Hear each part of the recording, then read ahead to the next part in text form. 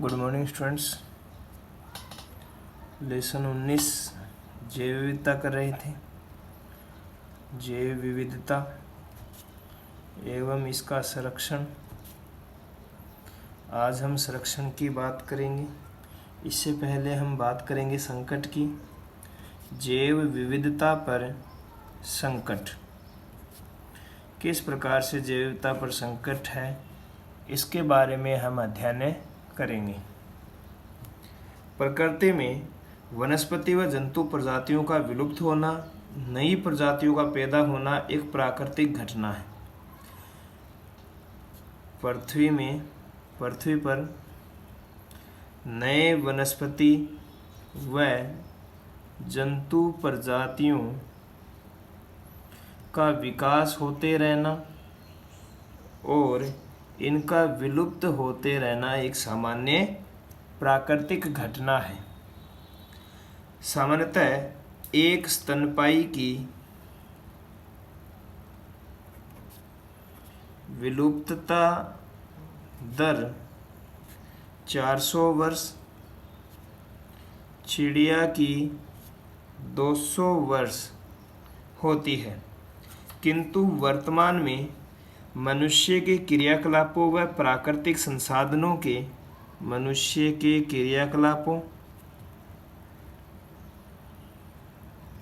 तथा प्राकृतिक संसाधनों के अंधाधुंध दोहन करने से यह दर 1000 से 10,000 गुना तक बढ़ गई है। परिणाम स्वरूप जैव विविधता तेजी से क्या हो रही है, कम हो रही है। हमने क्या किया है कि मनुष्य जो है इनके पेड़ पौधों को काटने से या जितने भी प्राकृतिक संसाधन हैं उनका अंधाधुंध दोहन करने से जो वनस्पति है और जंतु प्रजातियां हैं वो जल्दी विलुप्ति हो रही है। एक अनुमान के अनुसार विश्व में सन 1600 के बाद से अब तक लगभग 700 प्रजातियां विलुप्त हो चुकी हैं। आज लगभग 4000 जंतु प्रजातियां और 60,000 वनस्पति प्रजातियां विलुप्त होने के कगार पर हैं। वर्तमान में पृथ्वी पर प्रत्येक 8 में से 1 चिड़िया, प्रत्येक 4 में से 1 स्तनपायी और 4 में से 1 शंकुधारी वृक्ष, शंकुधारी ऊपर से शंकुनुमा होता है, 3 में से 1 उभयचर और प्रत्येक 7 में से 6 समुद्री कछुए विलुप्त होने का खतरा झेल रहे हैं। और ये सब मानव के क्रियाकलापों और प्राकृतिक संसाधनों के अंधाधुंध दोहन से हो रहा है। यही नहीं, आज हम कृषिगत फसलों की भी बात करें तो 75% हम आनुवांशिक विविधता उनकी खो चुके हैं। विश्व की 75% मछलियां अतिदोहन का शिकार होने से विलुप्त होने का खतरा उठा रही है। और गत वर्षों से भारत से एशियाई चीता, ज्वाइन गैंडा, Himalaya quail, pink headed duck, इसका गुलाबी सिर होता है, पूर्ण रूप से विलुप्त हो चुके हैं। तो हम आज चर्चा करेंगे कि ये संकट क्यों आता है जैव विविधता पर। तो इसके कुछ पॉइंटर रूप में इसका अध्ययन करेंगे। पहला जो कारण है जैव विविधता के संकट का वो है प्राकृतिक आवासों का नष्ट होना। प्रकृति ने प्रत्येक जीव जंतु के लिए एक निश्चित आवास निर्धारित किया है, जैसे कि वनस्पति जंतुओं के लिए जंगल को निर्धारित किया है और उसमें रहकर वह प्रकृति के नियमों के अंतर्गत अपना जीवन यापन करता है। विश्व की बढ़ती जनसंख्या की आवश्यकता की पूर्ति के लिए हम इन प्राकृतिक आवासों को नष्ट कर आबादी व कृषि भूमि का विस्तार कर रहे हैं। जनसंख्या वृद्धि के कारण जैसे जैसे जनसंख्या वृद्धि हो रही है, मनुष्यों ने जंगलों को काटकर वहाँ रहने के लिए आवास तथा खेती करने के लिए जो भूमि है, जंगल है, उसको काटते हैं, जिससे जंगलों की संख्या कम होती जा रही है और जानवर जो जंतु है उनके और मनुष्य के बीच में प्रतिस्पर्धा होती है, जिससे जंतुओं को मार दिया जाता है, जिससे जंतुओं की जो प्रजाति है वो विलुप्ति के कगार पर है। पृथ्वी पर 50 लाख से 3 करोड़ प्रजातियां हैं, जिनमें से 50% से अधिक प्रजातियां उष्णकटिबंधीय वनों में पाई जाती हैं। उष्णकटिबंधीय वनों में पाई जाती हैं।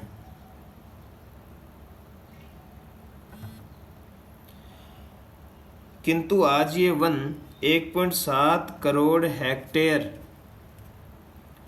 प्रति वर्ष की दर से काटे जा रहे हैं।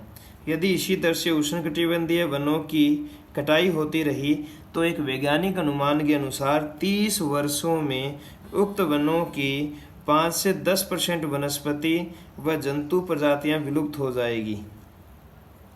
तो इसलिए हमें इन जैव विविधता को बचाने के लिए, जंतु वनस्पतियों को बचाने के लिए उनके प्राकृतिक आवासों को नष्ट होने से रोकना होगा।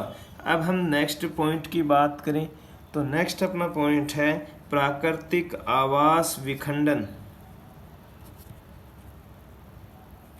वन्य प्राणियों के प्राकृतिक आवास जो पहले एक विस्तृत क्षेत्र हुआ करता था, अब इसे सड़कों द्वारा, रेल मार्ग द्वारा, गैस पाइपलाइन द्वारा, नहर द्वारा, विद्युत लाइन द्वारा और बांध के द्वारा हमने इनको विखंडित कर दिया है, जिससे वन्य जीवों की प्राकृतिक क्रियाकलाप प्रभावित होते हैं। वे अपने को इन गतिविधियों में असुरक्षित महसूस करते हैं। जैसे कि मान लीजिए ये जो जंगल है, इस जंगल के बीच में से जो रेलवे मार्ग है वो निकाल देते हैं। रेलवे मार्ग निकालने से जो जंगल है वो 2 भागों में बंट जाता है।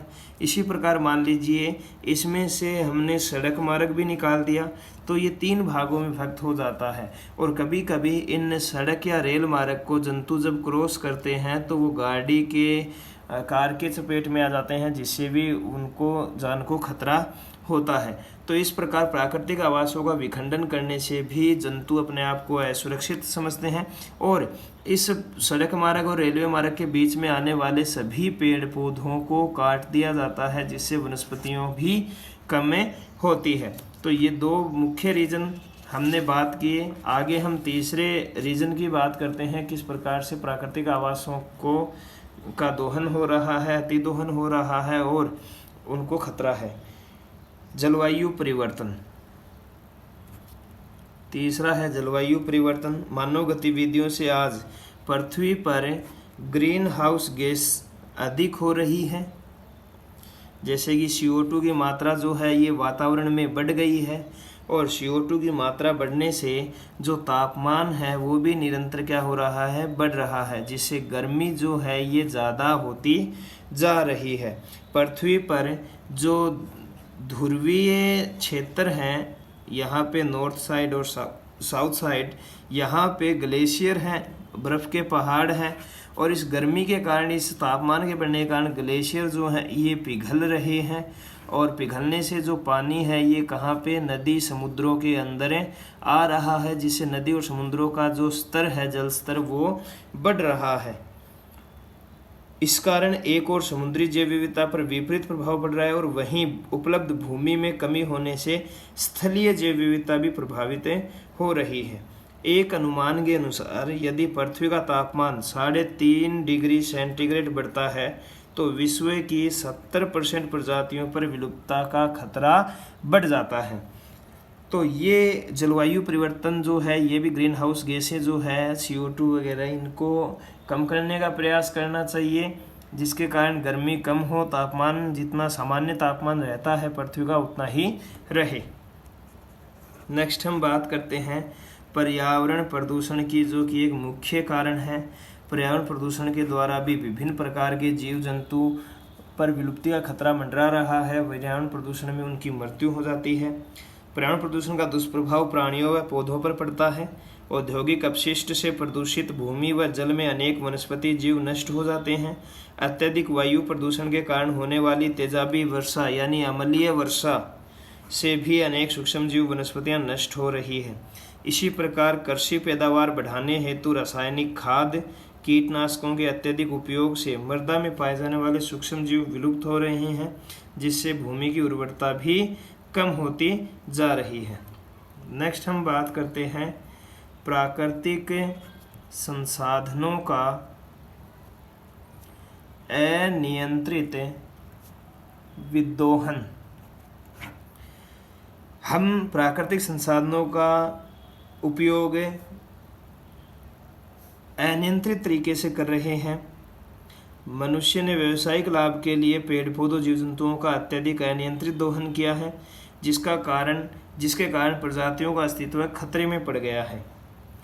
जैसे मान लीजिए यूरोप और उत्तरी अमेरिका में मेंढक की टांगों का उपयोग खाने में स्वाद बढ़ाने के लिए किया जाता है। भारत समेत कई एशियाई देशों ने मेंढक की टांगों का निर्यात किया और वर्ष 1983 में भारत ने 3650 मैट्रिक टन मेंढक की टांगें निर्यात की, जिससे जंगलों में मेंढकों की संख्या कम हो गई।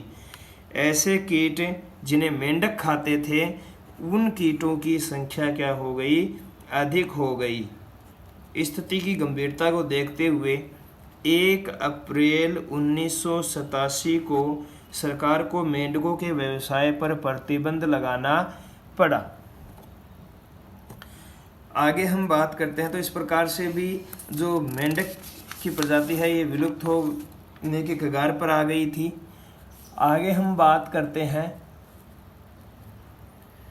कृषि व वानिकी में, ये अगला पॉइंट है आजीविका के संकट के लिए व्यावसायिक प्रवृत्ति।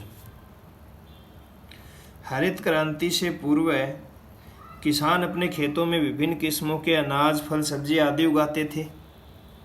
विभिन्न प्रकार के अनाज, फल, सब्जी उगाते थे, लेकिन आजकल वही कृषि की जाती है जिससे हमें अच्छा लाभ हो। वही चीज़ें उगाई जाती है जिससे पैसा ज़्यादा आए। यानी कहने का मतलब ये हो गया कि हमने कुछ अन्य चीज़ों को, अन्य अनाज, फल, सब्जियों को उगाना ही छोड़ दिया है, जिससे उनकी जो किस्में हैं वो क्या हो गई? विलुप्त हो गई। जैसे कि चावल की कुछ संकर किस्में ही उगाते हैं, और चावल की कुछ संकर किस्में उगाने के कारण चावल की लगभग 1500 स्थानीय प्रजाति किस्में विलुप्त हो चुकी है, क्योंकि ये उगाई नहीं जाती। सभी संकर किस्में उगाते हैं, ये कोई उगाता नहीं है, तो ये क्या हो गई? विलुप्त हो गई। क्योंकि कभी यह भविष्य के लिए एक बहुत बड़ा खतरा है, क्योंकि कभी महामारी फैली तो सभी फसलें एक साथ नष्ट हो जाएगी और भूखे मरने की भी नौबतें आ सकती है। मान लीजिए कोई महामारी फैली और ये संकर किस्में क्या हो गई? विलुप्त हो गई। तो अब सोचिएगा कि हमने ये जो स्थानीय किस्में थे ये हमने पहले ही विलुप्त कर चुके हैं और ये भी विलुप्त हो चुकी है, तो यानी चावल जो है पूर्णतः ही क्या हो जाएंगे? धरती से समाप्त हो जाएंगे। इसी प्रकार पेपर, माचिस, प्लाईवुड, औद्योगिक कच्चे माल के लिए आज प्राकृतिक वनों को नष्ट कर एक ही प्रजाति के वन उगाए जाते हैं। इससे भी जैव विविधता में लगातार कमी आ रही है। नेक्स्ट हम बात करते हैं विदेशी प्रजातियों के आक्रमण की।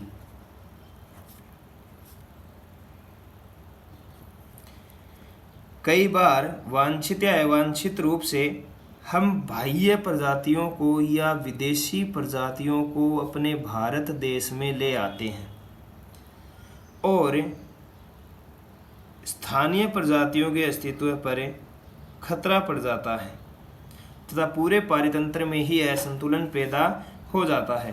कुछ पादप प्रजातियां सौंदर्यीकरण के लिए आयात की जाती हैं, जैसे लेंटाना, जलकुंभी। जलकुंभी को सौंदर्यता को बढ़ाने के लिए बंगाल में उगाया गया एक विदेशी पौधा है, जिसे ब्राज़ील से लाया गया था। जामुनी फूल हैं इसके और अच्छा दिखता है, इसलिए इसे ब्राज़ील से भारत लाया गया और इसे बंगाल में उगाया गया। अब बंगाल में जलकुंभी की संख्या इतनी अधिक हो गई है कि इसे बंगाल का आतंक कहा जाता है, और जलकुंभी अपने आसपास जो यहाँ की स्थानीय प्रजातियाँ थी, स्थानीय पौधे थे, उनको ये उगने नहीं देती है, जिससे वहाँ की जो स्थानीय प्रजातियाँ थी वो क्या हो गई, विलुप्त हो गई। इसी प्रकार जो लेंटाना है, इसको अंग्रेज 1807 में भारत लाए थे। कलकत्ता के बोटेनिकल गार्डन में इसको उगाया गया था, किंतु धीरे धीरे ये सारे उपमहाद्वीप में फैल गया। आज यह पौधा स्थानीय जैव विविधता के लिए संकट बना हुआ है, क्योंकि आसपास यह अपने दूसरे पौधों को उगने नहीं देता है। तो इसी प्रकार जो दोनों ये वनस्पति थी, ये बाहर से लाई गई और यहाँ के स्थानीय पौधों के लिए घातक हो गई। इसीलिए हमें विदेशी प्रजातियों के आक्रमण को भी जैव विविधता को बचाने के लिए रोकना होगा। और नेक्स्ट हम बात करते हैं इसके लिए अंधविश्वास और अज्ञानता।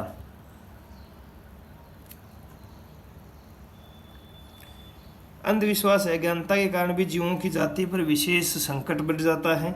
उदाहरणार्थ, मनुष्य की बोली समझने के लिए भ्रामक एक भ्रामकता फैली कि जो गागरोनी तोते होते हैं, गागरोनी तोते ये मनुष्य की भांति बोलते हैं, और मनुष्य की भांति बोलते हैं, इसलिए इसे बहुत से लोगों ने इसका शिकार किया, इसे पकड़ा, और पकड़ने के कारण ये गागरोनी तोते सामान्यतः क्या हो गए, विलुप्त हो गए। यौनवर्धक माने जाने वाले गोडावन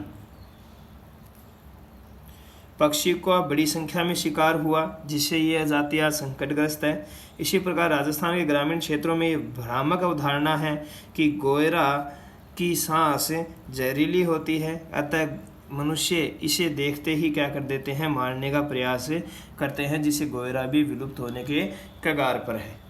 तो इन कुछ 8 पॉइंटों के माध्यम से हम समझ सकते हैं कि किस प्रकार से जैव विविधता पर संकट है, इसे हमें रोकना चाहिए। जैव